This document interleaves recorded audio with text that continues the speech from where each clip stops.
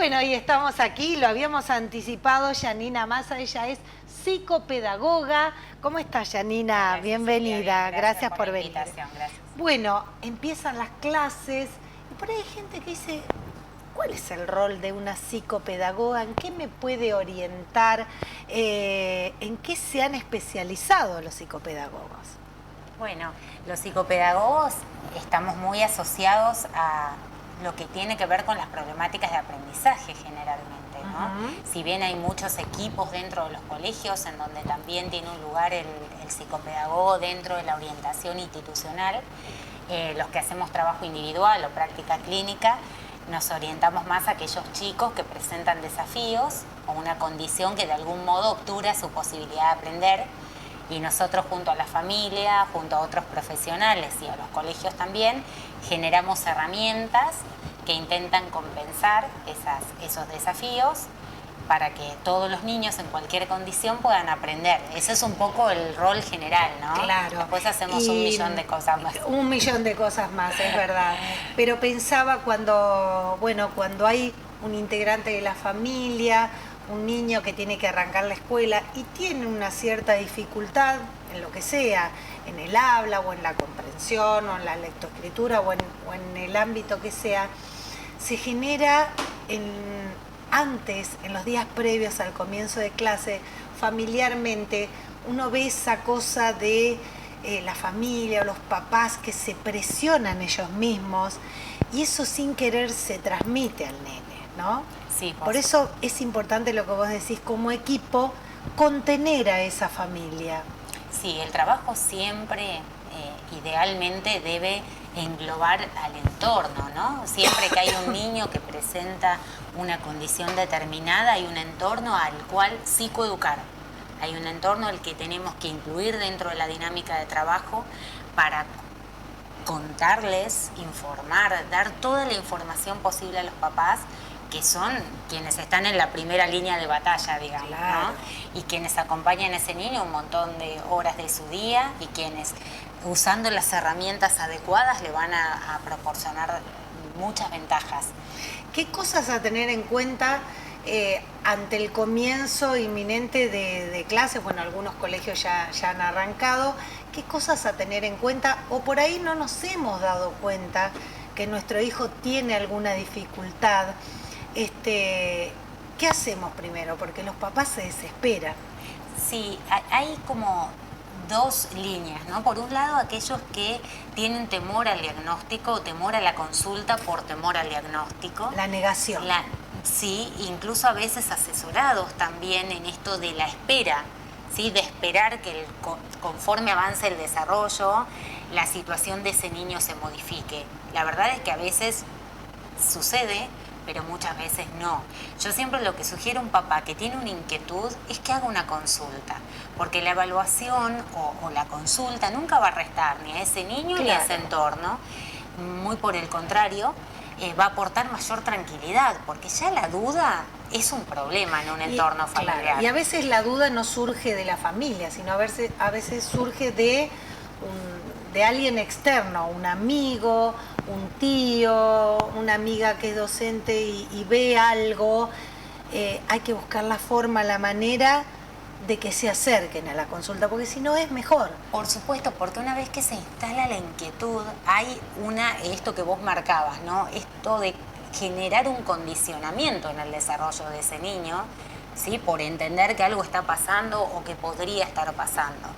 Entonces la consulta siempre es lo que uno sugiere hacer ante cualquier mínima duda. Claro, siempre hago referencia en este punto, en la consulta, porque, a ver, es entendible esta negación, ¿no? Por amor, porque no quieren, pero empiezan a buscar, bueno, no, pero si es distraído porque es igual al tío Pepe, o es así más bebote porque es el primero, es el más mimado y no tienen con quién comparar, o bueno, déjalo, ya va a crecer, espera que madure porque nació un mes antes.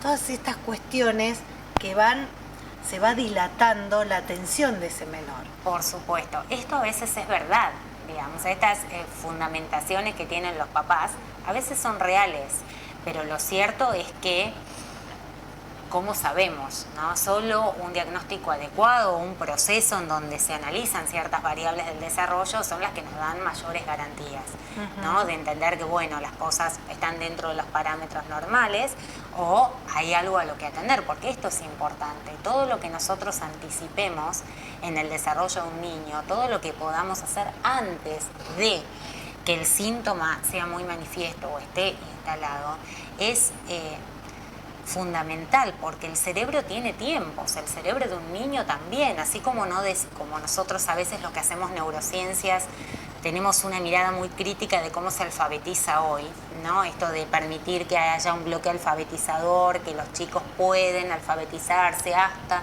terminado el segundo grado, y nosotros sabemos claramente que el cerebro no tiene estos tiempos y que un niño que no se alfabetizó a tiempo va a tener dificultades durante toda su vida. ¿Cuánto hay que cambiar, no? En la educación. ¿Cuánto? Muchísimo. Y así como esto sucede, lo mismo con otro tipo de diagnósticos. Todo lo que pueda hacerse en un periodo temprano, lo que nosotros llamamos esa ventana del desarrollo, que se da fundamentalmente entre el nacimiento y los 6, 7 años de vida, todo lo que podamos trabajar ahí, nada, es el pronóstico mejor o peor de un niño. Claro. ¿No? Entonces, no hay que temer, los diagnósticos no son invasivos. Bueno, a ese punto quería ir. Una vez que la familia, ya dice, voy a hacer una consulta, pero si le van a hacer algo, ¿cómo es una consulta?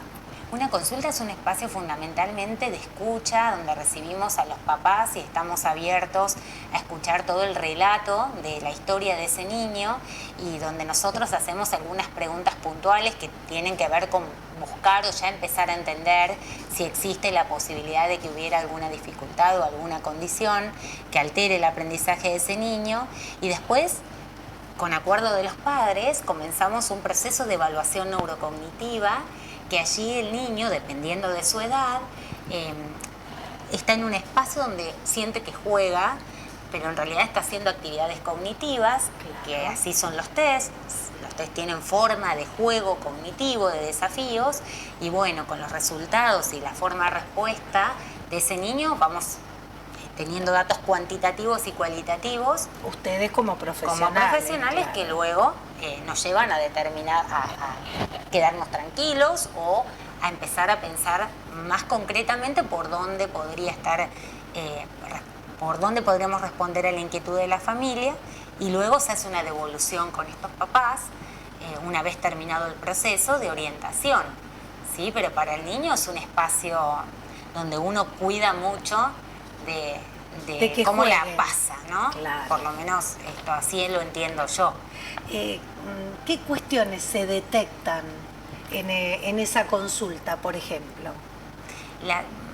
Las cuestiones más comunes tienen que ver, mucho con las alteraciones a nivel de la alfabetización. Hay muchos casos de dislexia, ¿sí? De esta alteración para el aprendizaje de la lectoescritura. Después vemos otros trastornos del desarrollo, discalculias, dificultades para el aprendizaje de la matemática, sin hablar... Se llama discalculia. Discalculia, así que muchas veces viene en asociación con el diagnóstico de dislexia y muchas veces se da aislado. Parece una pavada lo que decís, pero hoy, no hace tanto tiempo, vemos actores que te dicen, yo sufrí dislexia, y lo vivieron como una cosa horrible, que no querían decirlo, porque no podían leer, porque leen las sílabas al revés. Qué importante poder hablarlo, decir, es como otra persona, no sé, tiene un problema de respiración, ese nene tiene dislexia, hay que tratarlo. Hoy a los 5 años ya podemos detectar a un niño, porque hay precursores que permiten pensar que ese niño tiene esa condición. Cuando empieza ya con la lectoescritura. En preescolar ya se puede hacer una primera detección, y la realidad es que un niño que tiene esta condición necesita aprender la lectoescritura de una manera muy distinta a como se enseña hoy en la mayoría y aprendiéndola de los distinta, después no tiene ningún problema. La compensación es muy buena.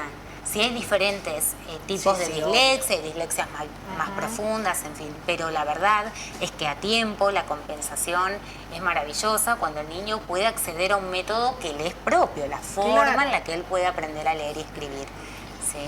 ¿Qué otras patologías o alteraciones se pueden detectar? Decíamos la dislexia, la discalculia, trastornos del neurodesarrollo variados, el trastorno por déficit de atención, bueno, todo eso lo... es muy común, el déficit de atención. Sí, es común, es una patología que no atiende solo la atención, sino que engloba otro montón de factores. A veces las manifestaciones de los niños en edades tempranas las vemos más en el orden de la conducta, ¿sí? Son niños más disruptivos, ¿sí? Y no, el que pelea, que rompe, se exacto, escapa. el oposicionista, el que no tiene por ahí más tantas manifestaciones cognitivas, pero sí conductuales, y sin embargo forman parte de este diagnóstico, y bueno, todo lo que son los trastornos del espectro autista, ¿no? Esto que tiene una variabilidad y un abanico enorme, bueno, son cuestiones que suelen llegarnos a nuestro espacio con mucha más frecuencia de la que querríamos, pero sucede. Sucede. Sí. O sea, nuestra sugerencia es, bueno, consultar porque todo tomado a tiempo se puede mejorar de una forma increíble. Yo cambiaría el paradigma. Esta frase que dice, esperemos el desarrollo, esperar siempre es un muy mal consejo para un niño en desarrollo. Mejor quedarse tranquilos, hacer una consulta a tiempo que nos permita descartar. Yo siempre lo que le digo a los papás es, la consulta no es igual a un diagnóstico, ni la consulta nos lleva a pensar que va a haber una problemática. Muchísimas veces solo descartamos. Qué bueno. Hay un mensaje que llegan a ver, Claudio, que nos consultan. Saludos para Janina Massa, excelente profesional que atiende a mi mamá, dice, que se llama Carmen, la mamá de quien escribe Carmen. Saludos a todos. María es la que... Gracias. ¿Hasta qué edad se trabaja con una persona? En realidad, bueno, yo me especialicé en neuropsicología, esta fue mi primer acercamiento a la práctica profesional, fue en el área de adultos exclusivamente. Ajá. Yo hace mucho menos años que trabajo con niños, así que desde mi especialidad, toda la franja etaria, Todas. ¿no? Uh-huh. En el adulto trabajamos con otro tipo de entidades, con los deterioros cognitivos y cualquier injuria que afecte al cerebro y los procesos normales. Pero bueno, sí, yo trabajo en toda la franja etaria. Qué interesante. Si alguna mamá, algún papá o alguien, como digo siempre, que es el que detecta en ese pequeño ser querido que por ahí no pertenece a la familia, pero uno se da cuenta, ¿dónde te encuentran? ¿En redes? ¿Dónde estás? ¿Cómo hacemos? Estamos en Sabiamente, Rodríguez 769, en Instagram pueden encontrarnos, ahí acceden por el link de la biografía a los teléfonos de cada uno de los profesionales que trabajamos ahí. Y todo se puede, pero hay que tomarlo a tiempo siempre, ¿no? Siempre a tiempo. El a tiempo es años ganados en calidad de vida para un niño que tiene. Un niño de una familia, porque esto no es solo de niños como hablábamos al comienzo. Después ¿no? el trastorno pasa a toda la familia porque nadie quiere, es un lío cuando hay que hacer los deberes y te llaman de la escuela. Y lo más grave, o lo que yo siempre trato de hacer consciente, es que un niño es alguien que está cada día construyendo su autoconcepto. Es aquello que piensa de sí mismo. Y un niño en una constante situación de frustración, ¿sí? De entender que no puede, y no de entender que puede de otro modo, de otra forma, es muy serio para la construcción de su autoestima, es decir, para su psiquis, ya cuando sea un adolescente o un adulto. Uno cuando ve a un niñito no piensa solo en ese niñito, en esa foto de hoy, de los 5 años, 6 o 7. Uno ya piensa proyectándose a la vida de adulto de ese niño, claro, ¿no? Y se empieza trabajando desde el comienzo. Exactamente. Janina, qué lindo hablar con vos, un placer haberte tenido acá. Gracias por la invitación. No duden en consultar, no duden en consultar. Janina Massa, psicopedagoga, nos visitó aquí en la tarde de Link.